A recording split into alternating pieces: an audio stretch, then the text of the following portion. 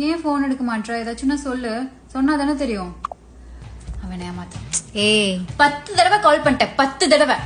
உங்க அம்மா கூட இருக்கும்போது மட்டும்தான் என் போன் அட்டன் பண்ண மாட்டான். இப்ப அவங்க அம்மாவும் ஊர்ல இல்ல, அப்ப இவன் ஏமாத்துறதானே அர்த்தம். என் ஃப்ரெண்ட்ஸ் எல்லாம் அப்பவே சொன்னாங்க, சரியான பிளே பாய் அபி, உனக்கு செட் ஆகவே மாட்டான்னு. நான் தான் கேட்கல. அவங்க சொன்னதை அப்பவே கேட்டுருக்கணும்.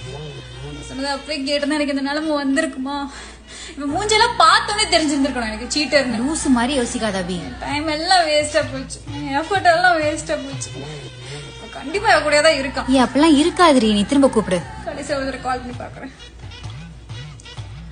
அவன் போன் எடுத்தானா ஃபர்ஸ்ட் நீ டென்ஷன் ஆகாம காமா பேசு, ஓகே? எடுக்கல. சரி வீடு, அவ ஏதாச்சும் வேலையா இருப்பான். இங்க பாரு, ஏதாச்சும் தப்பு பண்ணியிருந்தானே என்கிட்ட சொல்லிடு. உனக்கு எதை பத்தி தெரியும்ல, நான் எதுவும் சொல்ல மாட்டேன். சொல்லிடு என்கிட்ட.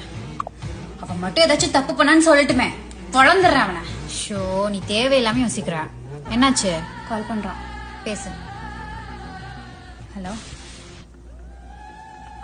இல்ல ஒன்றும் இல்லை, சும்மா தான் கூப்பிட்டேன். ஓ, குளிக்க போயிருந்தியா? ஓகே ஓகே ஓகே, நீ சாப்பிட்டு கூப்பிடு. Okay bye. இதுக்கு தான் இவ்வளவு ஆர்ப்பாட்டம்.